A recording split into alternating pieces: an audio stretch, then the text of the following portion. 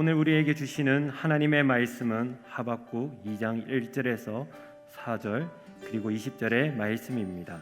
구약 성경 1302면입니다. 내가 내 파수하는 곳에 서며 성루에 서리라.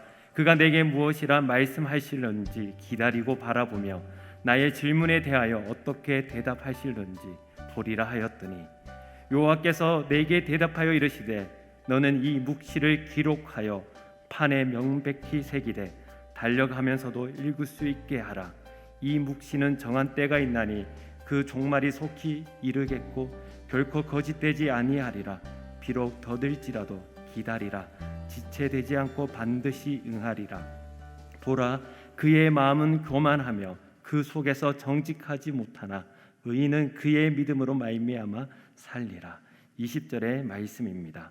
오직 여호와는 그 성전에 계시니 온 땅은 그 앞에서 잠잠할지니라 하시니라.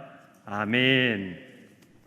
1962년 5월 31일 23시 58분경에 한 사람이 교수형에 처해졌습니다. 그의 이름은 아돌프 아히히만이었고 그 나이는 58세였습니다. 그는 독일 나치가 600만 명을 죽인 홀로코스트, 즉 집단 학살을 집행한 실무 책임자였습니다. 2차 세계대전 당시에 독일 나치의 친위대 중령으로 남녀노소 가릴 것 없이 수많은 유대인들을 가스실로 보내어 죽게 한 전쟁 전범이었습니다. 독일 나치가 패망할 때 이 아히히만은 용케도 살아남아 자기 신분을 숨기고 아르헨티나로 피해 15년간을 숨어 살았지만 이스라엘 정보국의 끈질긴 추격에 붙잡혔고 결국 법의 심판대 앞에 서게 된 것입니다. 이 600만 명을 학살한 아히히만의 이 세계적인 이 세기의 재판이 텔레비전을 통해서 생중계가 됐습니다. 때마침 미국의 어느 잡지사 여기자가 특파원 자격으로 그 재판의 과정을 함께 참여하고 가까이서 취재하게 되었는데, 그녀는 독일계 미국인으로 정치 철학가로도 활동했던 이 한나 아렌트라는 여성이었어요. 나중에 이 한나 아렌트가 아돌프 아히히만의 재판 그 과정을 기사화해서 내용을 책으로 출판을 합니다. 그 책 제목이 전 세계적으로 큰 반향을 일으켰습니다. 예루살렘의 아히히만이라는 책으로 지금도 서점에서 아마 스테디셀러일 겁니다. 여러분, 이 책이 왜 세계적으로 엄청난 반향을 일으켰을까요? 단지 아히히만이 수많은 사람들을 죽인 악명 높은 전쟁 전범이었기 때문이었을까요? 아닙니다. 재판정에 앉아있는 그의 모습, 그것도 그 재판정 안에서 혹시 테러를 당할까 봐 방탄 유리 안에 갇힌 그의 모습은 600만 명을 죽인 사람이라고 하기에는 전혀 악해 보이지 않았기 때문입니다. 한나 아렌트가 본 아히히만은 인간의 탈을 쓴 악마가 아니었습니다. 오히려 자기에게 주어진 일을 그 누구보다도 성실하게 수행했고 또 상부 명령에 복종한 아주 평범한 군인이었습니다. 자기 신분을 숨기고 살아갈 때도 이웃 주민들에게는 선량한 아저씨일 뿐이었어요. 법정에서 진술한 그의 고백도 나는 지시에 따랐을 뿐이다. 나는 지시에 따랐을 뿐이다. 라고 계속 줄곧 말했습니다. 한나 아렌트는 재판 과정을 취재하면서 깨달은 바를 책을 통해 말했습니다. 악은 누구에게나 본성 그 마음 안에 감추어져 있다는 점입니다. 상부의 명령에 그대로 따르기만 했다고 개인의 죄가 없는 것이 아닙니다. 명령에 따라 죽어갔던 그 수많은 사람들의 아픔과 고통, 그 슬픔에 공감하지 않은 무사유, 생각하지 않은 죄가 악을 낳았고 수많은 사람들의 생명을 앗아갔던 거죠. 이 아히만의 생각 없는 무사유, 그것이 유죄 판결을 받게 된 것입니다. 오늘 참 중요한 이야기입니다. 여러분, 인간이 동물하고 다른 점이 생각할 수 있다는 거예요. 깊이 생각하고 또 깊이 공감하고 또 깊이 성찰하고 또 깊이 반성하지 못하는 생각, 아무리 선량한 사람이라 할지라도 제2의 제3의 수백만 명을 죽일 수 있는 그 아히만이 바로 내가 될 수 있다는 악함의, 그 악의 평범성 논란이 많은 세상 사람들에게 큰 깨달음을 주고 울림을 주고 반향을 주었어요. 한나 아렌트의 말입니다. 다른 사람의 처지를 생각할 줄 모르는 생각의 무능은 말하기에 무능을 낳고 행동에 무능을 낳는다. 타인에게 공감하지 못하는 무능력, 그것이 바로 악이다. 그동안 살아가면서 단 한 번도 법을 어긴 적이 없습니다. 언제나 어디서나 최선을 다했던 한 남자가 600만 명을 죽인 악명 높은 전범으로 교수형에 처해진 그 죄목, 그 죄명은 단 한 가지였어요. 생각하지 않았다. 그저 따랐을 뿐이다. 여러분, 하나님께서 에덴 동산의 아담과 하와에게 선악과를 주신 이유가 무엇인지 아십니까? 하나님 앞에 묻고 생각하고 기도하라는 뜻입니다. 왜 선악과를 주셨는지 하나님 앞에 묻고 깊이 생각하고 기도하고 하나님의 응답을 깨달으라는 거예요. 뱀이 찾아와 하와를 유혹하고 아담을 유혹할 때도 하나님 앞에 묻고 생각하고 기도하고 하나님의 응답을 받으라는 것입니다. 무엇이 선이고 무엇이 악인지, 과연 무엇이 하나님의 뜻이고 과연 무엇이 하나님의 뜻이 아닌지 생각하고 묻고 기도하고 하나님의 뜻을 깨달으라는 뜻이었습니다. 할렐루야, 할렐루야. 여러분, 그렇지 않으면 인간은 자유의지를 가지고 죄를 범합니다. 악을 행해요. 인간은 언제나 어디서나 하나님 앞에 묻고 생각하고 선을 행하도록 지음받은 존재입니다. 그것이 바로 영적인 삶이에요. 예수님 믿고 하나님 형상으로 회복되었습니다.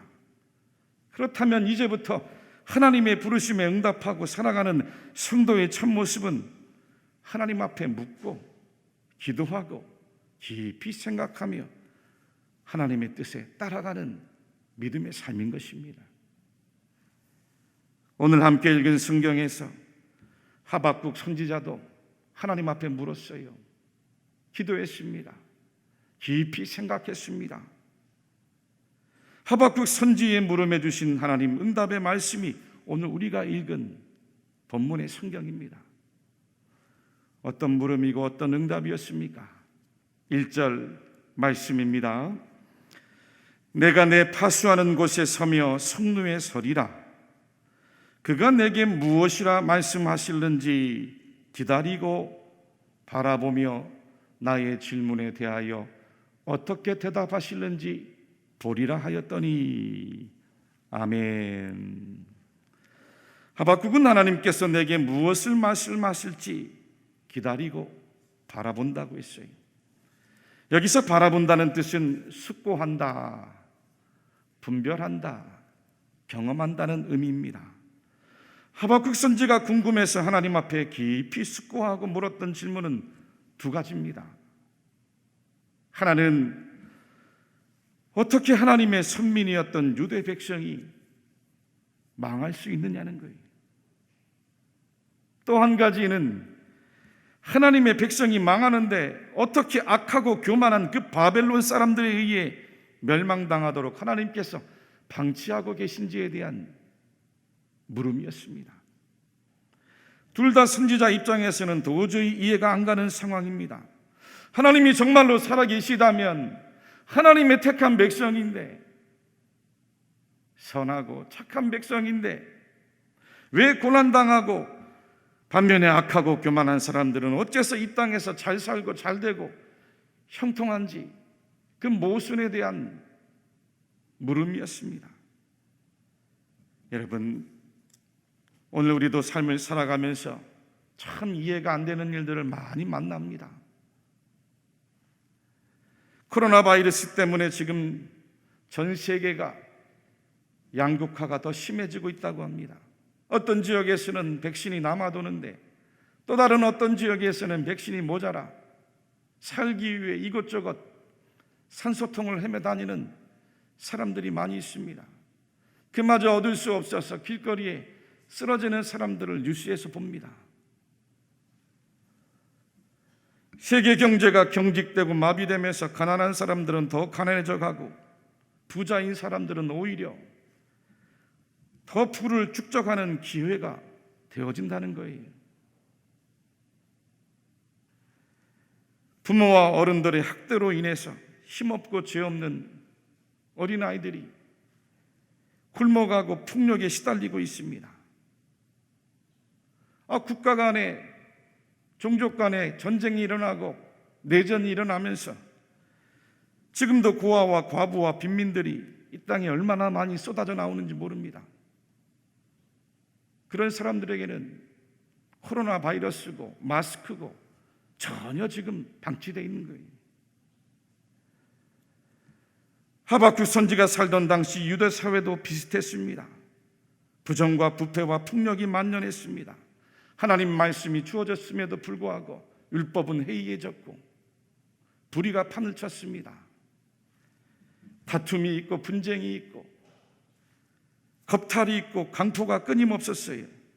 무엇보다 그 배후에는 악한 사람들이 있었습니다. 악한 지도자들이 있었어요.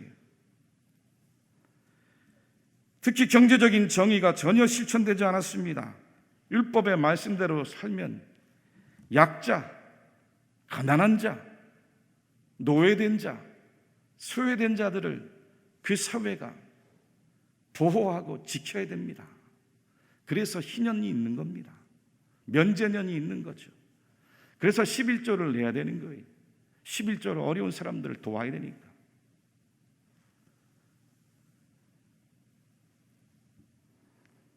그들은 자신들의 이익을 위해 오히려 약자들을 이용했습니다. 그때 하나님께서 하박국 선지에게 주신 응답이 무엇입니까? 3절 말씀이에요. 이 묵시는 정한 때가 있나니 그 종말이 속히 이르겠고 결코 거짓되지 아니하리라. 비록 더딜지라도 기다리라.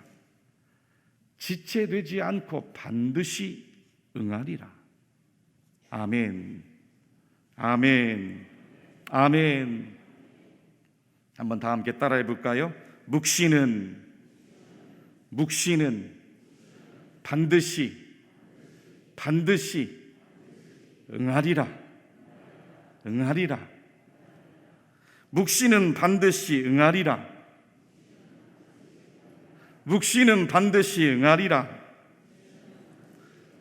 믿습니까? 하나님의 말씀은 반드시 이루어진다는 겁니다. 한 초등학교 학생이 아빠와 함께 지리산 등반을 갔다가 그만 실종된 사고가 있었습니다. 많은 사람들이 동원되어 산을 수색하는데 발견을 하지 못해요.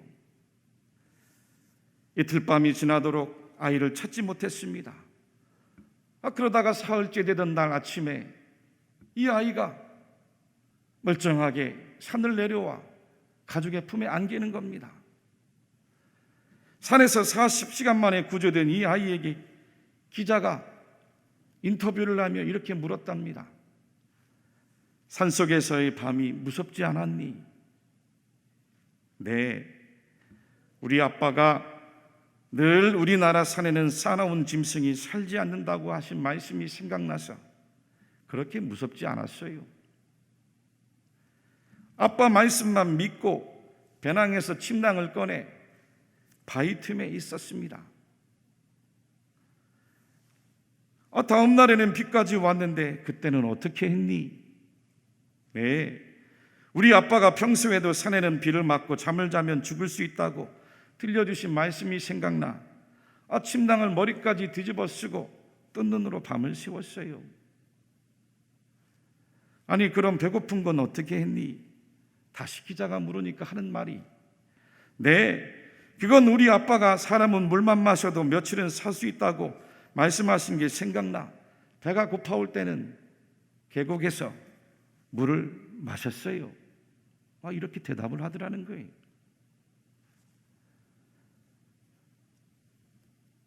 아이는 모두 아빠가 해주신 말씀을 기억했다.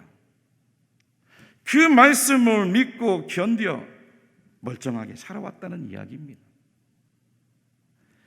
평소 아빠 말씀을 주의 깊게 귀 기울여 들었던 놀라운 결과죠, 여러분.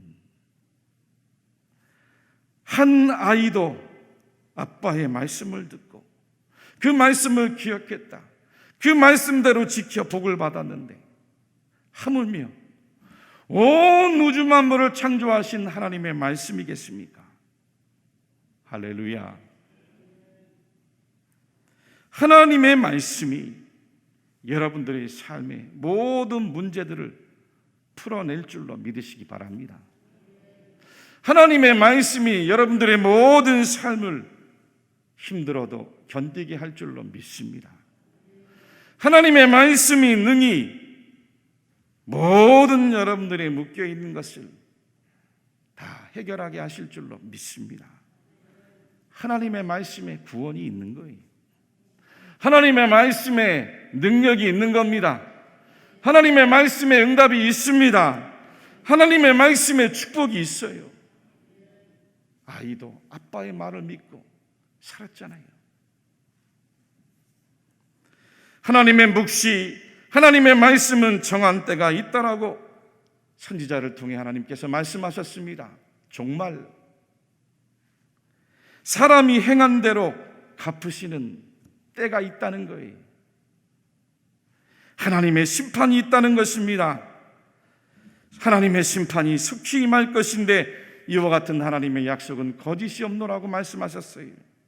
비록 사람이 보기에는 더디고 늦어지게 보인다 할지라도 하나님의 말씀은 반드시 이루어지니 그 응답을 기다려라. 기다려라. 기다려라. 선지를 통해 말씀하셨습니다. 할렐루야. 그렇습니다. 하나님께서 만드신 창조의 세계에는 두 가지 시간이 있습니다. 하나는 크로노스의 시간이 있고 또 다른 하나는 카이로스의 시간이 있습니다. 크로노스의 시간은 육적인 시간입니다. 카이로스의 시간은 영적인 시간이에요. 크로노스의 시간은 인간의 시간이지만 카이로스의 시간은 하나님의 시간입니다. 크로노스의 시간은 물리적인 시계의 시간이나 카이로스의 시간은 하나님께서 구원하시는 구속의 시간입니다. 모든 것에는 만물을 움직이고 만물을 섭리해가고 또 만물을 이끌어 가시는 하나님의 시간, 그 하나님의 때가 있다는 거죠. 그것이 바로 카이로스, 하나님의 때가 우리에게 있음을 말씀하신 겁니다. 할렐루야. 전도서 3장 말씀입니다. 우리 말씀을 천천히 같이 한 목소리로 한번 읽어보겠습니다. 범사에 기한이 있고 천하 만사가 다 때가 있나니 날 때가 있고 죽을 때가 있으며 심을 때가 있고 심은 것을 뽑을 때가 있으며 죽일 때가 있고 치료할 때가 있으며 헐 때가 있고 세울 때가 있으며 울 때가 있고 웃을 때가 있으며 슬퍼할 때가 있고 춤을 출 때가 있으며 돌을 던져 버릴 때가 있고 돌을 거둘 때가 있으며 안을 때가 있고 않는 일을 멀리할 때가 있으며 찾을 때가 있고 잃을 때가 있으며 지킬 때가 있고 버릴 때가 있으며 찢을 때가 있고 꿰맬 때가 있으며 잠잠할 때가 있고 말할 때가 있으며 사랑할 때가 있고 미워할 때가 있으며 전쟁할 때가 있고 평화할 때가 있느니라. 하나님이 모든 것을 지으시되 때를 따라 아름답게 하셨고 또 사람들에게는 영혼을 사모하는 마음을 주셨느니라. 그러나 하나님이 하시는 일의 시종을 사람으로 측량할 수 없게 하셨도다. 사람으로 측량할 수 없게 하셨도다. 사람으로 측량할 수 없게 하셨도다. 여러분, 노아가 120년 동안이나 방주를 지은 것은 홍수의 심판도 때가 있기 때문이에요. 아브라함이 100세에 이삭을 얻은 것도 믿음의 조상이 되기 위한 때가 필요했습니다. 이스라엘을 애굽 노예에서 건져낸 영도자 모세가 광야 40년을 보내고 80세의 나이에 하나님 앞에 부르심을 받은 것도 하나님 앞에 쓰임받기 위해서 자기 비움의 때가 필요했기 때문입니다. 요셉이 꿈꾼 대로 애굽 총리의 자리에 앉기까지 13년이란 인내와 고난의 때를 보내야 했고, 다윗도 사무엘 선지에게 어린 나이에 기름 부음을 받았지만 실제로 유대 왕국의 왕위에 앉기까지는 낮아지고 깨어지는 고난의 불같은 연단의 10년의 세월이, 그 10년의 때가 반드시 필요했던 것입니다. 하나님의 때에는 믿음의 분량이 채워져야 하는 것입니다. 할렐루야. 기도의 분량이 채워져야 됩니다. 말씀의 분량이 채워져야 돼요. 회개의 분량이 채워져야 됩니다. 눈물의 분량이 채워져야 되는 것입니다. 연단의 분량이 채워지고 기다림의 분량이 채워질 때 하나님의 응답이 임하는 것입니다. 그래서 신앙은 기다림입니다. 하나님의 때를 믿고 기다리는 게 신앙이에요. 기다리지 못하면 신앙이 아닙니다. 기다리면서 완전히 자기를 비워야 합니다. 하나님을 믿지 못하면 어떻게 됩니까? 조급해하고 초조해하고, 그러다 보면 인간의 수를 씁니다. 인간의 방법을 자꾸 쓰는 거죠. 모세가 말씀을 받기 위해 시내산에 올랐을 때 산나레에서 이스라엘 백성들이 기다리지를 못했습니다. 모세를 원망하고 아론을 원망하고 하나님을 원망합니다. 하나님 대신에 새로운 신을, 우리를 이끌어갈 새로운 신을 만들어내라고 아론에게 독촉을 했습니다. 사울 왕도 사무엘 선지를 기다리지 못했습니다. 블레셋과 전쟁을 치르는데 백성들이 하나둘 흩어지는 것이 두려워 사무엘을 더 이상 기다리지 못했어요. 결국 자신이 해서는 안 된 일을 하고 맙니다. 스스로가 제사장이 되어서 하나님 앞에 번제를 드리는 우를 범하게 된 것이죠.